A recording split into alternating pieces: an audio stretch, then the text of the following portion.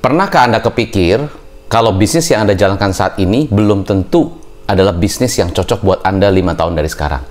Apakah Anda merasa bahwa saat ini saya jalankan bisnis sih, tapi sebetulnya saya cuma terjebak dalam kesibukan saya, kerutinitas saya, tiap hari karena saya mau nggak mau harus buka toko ya, jadi harus saya kerja.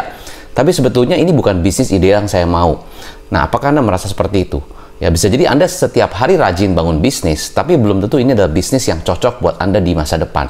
Nah, dalam topik kali ini saya akan sampaikan kepada Anda adalah, saya hanya kasih pemikiran, ya, bahwa saatnya mungkin kita harus refleksi diri, harus evaluasi, apakah saya hanya jalankan bisnis atau saya membangun bisnis ideal saya sesuai dengan mimpi saya.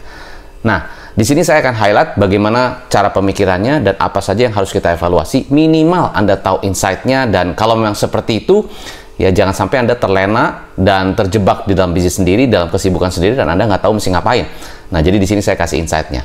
Nah, di sini saya sedang mengejar 500.000 subscribers di YouTube. Jadi bagi Anda yang suka dengan video ini, atau Anda baru nonton channel ini, Anda bisa nonton dulu. Jangan lupa Anda komen, dan Anda bisa like dan share dan juga subscribe ya, supaya Anda bisa mendapatkan video-video terupdate dari saya. So, kita akan lanjutkan. Nah, jadi saya merasa bahwa di bisnis saya sendiri, ini saya juga pengalaman saya merasa di bisnis saya sendiri, saya tuh merasa bahwa bisnis saya bagus. Omsetnya makin naik, bertumbuh ya, kliennya makin banyak, customer makin banyak ya. Di titik itu saya merasa senang. Berarti saya makin bagus. Ya, tetapi ada kalanya saya merasa, loh, ini kok saya makin sibuk, ya makin bagus omset, tapi saya makin sibuk, makin saya waktunya habis. Kalau Anda punya bisnis, Anda memang omset bagus, ya mungkin secara produk makin banyak yang laku dan sebagainya, ya tapi Anda makin sibuk, Anda makin nggak punya waktu, buat keluarga nggak punya waktu, buat Anda sendiri pun nggak punya waktu. Anda mau lari pagi nggak punya waktu, mau liburan dengan keluarga nggak punya waktu, mau jalan-jalan aja nih ke Jakarta Fair misalnya gitu kan, nggak punya waktu. Kenapa? Sibuk di bisnis Anda sendiri. Makin bagus sih, makin ramai sih, makin wah banyak customer, tapi Anda kurang punya waktu buat diri sendiri. Bahkan Anda selalu kayaknya terlalu sibuk sekali. Bahkan sampai di kamar mandi pun kayaknya Anda mikirin bisnis. Apakah Anda merasa seperti itu? Saya juga merasa seperti itu. Berarti saya bilang, ini ada yang salah. Ini bukan bisnis yang saya mau. Saya maunya bisnisnya tambah bagus, omsetnya tambah meningkat, tambah berkembang, tapi saya nggak mau makin capek. Artinya capek secara waktu gitu ya. Karena kan waktu paling mahal.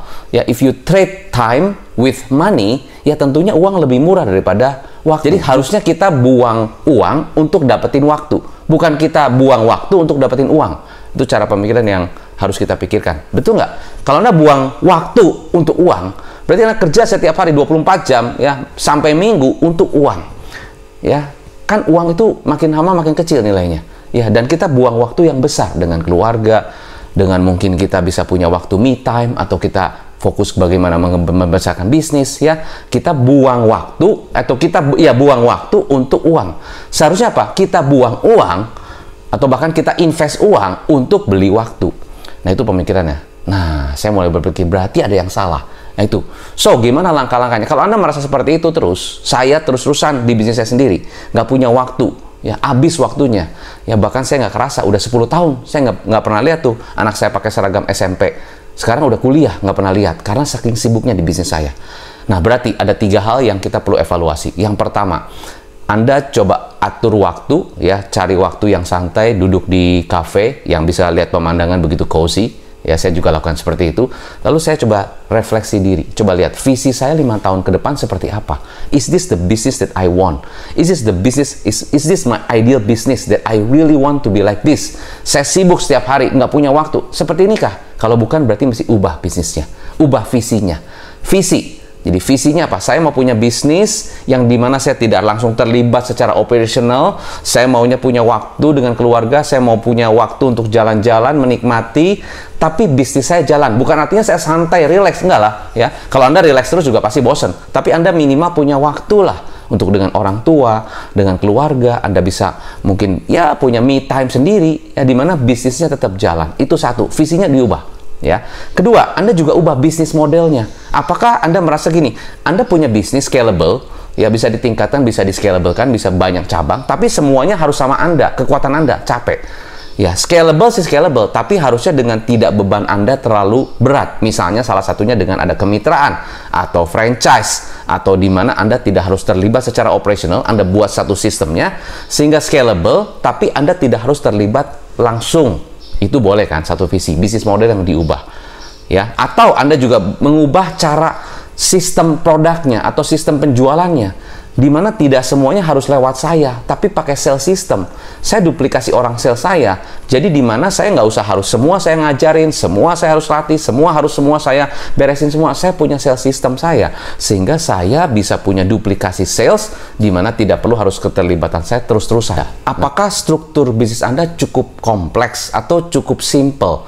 Ya, atau kalau Anda punya karyawan, itu apakah mereka load pekerjaannya gimana? Jangan-jangan Anda loadnya paling besar, ya, Anda paling punya waktu untuk ngurusin mereka, tapi seharusnya Anda bisa delegasikan kepada tim, tapi timnya tidak maksimal. Timnya tidak bekerja dengan optimal sesuai dengan ekspektasi Anda. Nah, mungkin Anda mesti ubah strukturnya, mesti ubah cara merekrut orangnya, mesti ubah bagaimana cara coachingnya mereka. Saya ada satu konsep yang namanya 1-3-1. 1-3-1. 1 adalah kita kasih goalnya, kasih targetnya. Nih, coba, menurut kamu, objektif kamu, kenapa saya hire kamu?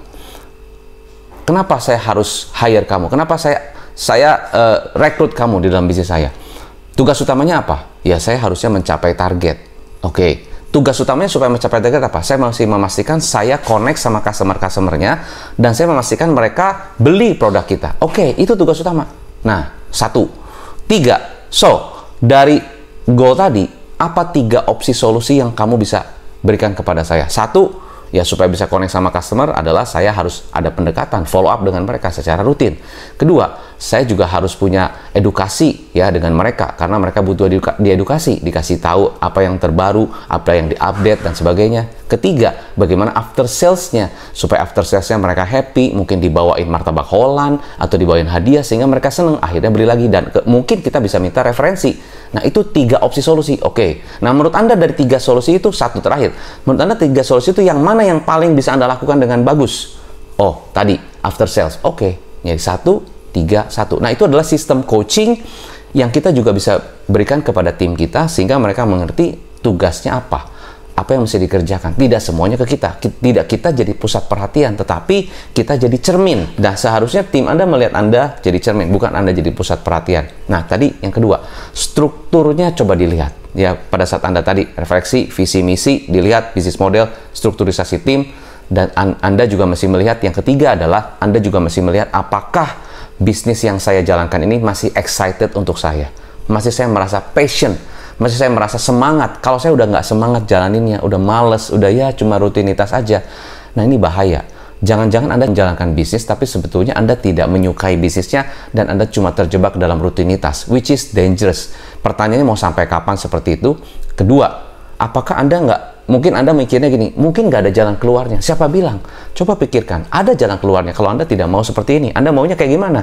Ya, balik lagi, ya, struktur bisnisnya, modelnya, dan sebagainya. Jangan-jangan Anda sudah nggak excited. Nah, maka langkah pertama adalah Anda mesti punya waktu dulu, buy back the time, ya, buy back the time, sehingga Anda punya waktu, bukan untuk hanya santai, tapi Anda memikirkan mungkin inovasi bisnisnya, atau mungkin ekspansi, atau mungkin ciptakan produk baru, atau mungkin grow unorganic. Kalau kita punya bisnis unorganic, misalnya Anda toko retail sepatu, Anda bisnis kuliner, itu kan unorganic, tidak align dengan sepatunya, unorganic bisnis. Nah, itu kan Anda punya waktu untuk ekspansi bisnis, atau mungkin inovasi bisnis, cara bisnis model yang baru, karena zaman sekarang itu berbeda sekali menjalankan bisnisnya atau mempunyai bisnisnya. Bisnis model yang zaman dulu kita jalankan mungkin tidak sesuai lagi dengan kedepannya. Kita mesti ubah modelnya, mesti ubah sistemnya, pengontrolan karyawannya, bahkan Gen Z tim, ya, kalau kita memanage orang Gen Z itu sangat berbeda dengan mereka punya budaya yang berbeda, di mana mereka tidak sama dengan Gen X, Gen milenial yang dimana kita arahkan seperti zaman dulu. It's different, totally different. Jadi the learning system, bagaimana mereka mengadaptasi setiap pekerjaan, bagaimana mereka termotivasi, itu juga bagian dari cara Anda memanage the team. Ya, kalau Anda manage timnya masih gaya dulu, Anda akan capek terus-terusan. Manage tim zaman sekarang harusnya tidak membuat Anda terlalu lelah secara operational, secara waktu, tapi ada sistemnya, ada toolsnya. Nah, ini yang Anda harus punya sistemnya sehingga dapat memanage orang-orang Gen Z. Nah, yang saya lakukan adalah saya membuat satu rutinitas learning system di mana mereka zaman sekarang tuh kan anak-anak sekarang kan belajarnya lewat handphone, lewat learning center sendiri. Dia punya satu LMS sendiri, learning management system sendiri, ya dari pembelajaran sendiri. Jadi mereka bisa belajar sendiri. Nah, Anda punya nggak learning systemnya sehingga mereka bisa belajar sendiri tanpa harus Anda suruh-suruh? Ya, dan membuat mereka proaktif gimana? Libatkan mereka di dalam sebuah project, libatkan mereka di dalam sebuah event dan sebagainya, sehingga mereka menjadi PIC dan mereka berkontribusi. Berikan reward yang sesuai. Nah, ini adalah beberapa hal yang seharusnya kita luangkan waktu untuk pikirkan itu. Ya, jangan hanya pikirkan apa yang selama ini kita jalankan. Nah, itu message-nya. Kalau Anda merasa saya menjalankan bisnis, tapi waktu saya habis, saya sudah nggak excited di bisnis saya. Saya merasa bahwa saya punya bisnis itu begini. Ya, defaultnya seperti ini. Berarti ada something wrong yang you have to change. Siapa bilang nggak bisa berubah? Bisa. Cuma memang perlu direfleksikan.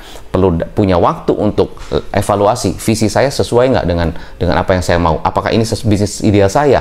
Apakah strukturnya oke? Apakah saya punya bisnis makin maju, tapi saya makin capek nggak? Kalau makin capek, berarti ada yang salah. Harusnya saya nggak makin capek. Bukan artinya nggak boleh kerja keras. Enggak ya. Kerja cerdas maksud saya. Capek sih boleh, tapi nggak semua sama saya. Mungkin Anda harus mulai hire yang namanya COO, atau mungkin ada GM, atau mungkin ada director yang khusus bantu Anda, strategiknya, dan sebagainya, atau punya coach yang bantu Anda untuk pikirin ekspansi. Mungkin saatnya untuk seperti itu. Ya, mungkin. Tapi tergantung Anda, kondisinya seperti apa. Lalu, cek bisnis modelnya, cek strukturnya, cek timnya, cek bagaimana Anda, produk-produknya masih excited nggak, dan sebagainya. Apakah produknya masih ada tren nggak? Apakah sesuai dalam demand saat ini nggak? Mungkin perlu waktu untuk Anda belajar ke China, atau belajar ke perusahaan-perusahaan lain yang Anda menjadi satukan benchmark di sana, sehingga Anda bisa pelajari dan masuk ke dalam bisnis Anda. Macam-macam. Bisnis sangat dinamika banget. So, you need to learn more. You need to have time pertama-tama, ya, supaya Anda bisa pikirkan lebih baik untuk bisnis Anda. Jangan sampai Anda terjebak di bisnis Anda sendiri seperti saya dulu. Sekarang saya sudah realize dan saya punya waktu lebih banyak. So I have now time with my family. I have time now with my time with bagaimana saya bisa learning lebih, saya belajar dengan banyak orang dan sebagainya. So that I can expand my business. I can go and expand my business 10x. So itu langkahnya. Nah, semoga apa yang saya bisa berikan kepada Anda bisa bermanfaat buat Anda. Ya, tentunya kalau Anda bingung dan sebagainya, tentu Anda bisa konsultasi dengan tim saya untuk, we can discuss. Ya, apakah maybe ini adalah turning point buat Anda untuk breakthrough your business. 2025, 26, 27 is tergantung Anda. Tergantung cara Anda menjalankan bisnis, tergantung bagaimana cara Anda memimpin tim Anda. Kalau Anda lakukan yang sama, pertanyaannya, apakah Anda masih banyak waktu yang habis gara-gara itu tadi? Jangan sampai Anda fokusnya adalah spending the time, ya, untuk dapat uang. Tapi harusnya Anda spending the money untuk get the time. Ya, invest the money to get the time, not invest the time to get the money. Oke? Semoga bisa bermanfaat buat Anda. Sukses selalu. Saya Hendra Hilman. Salam pengusaha.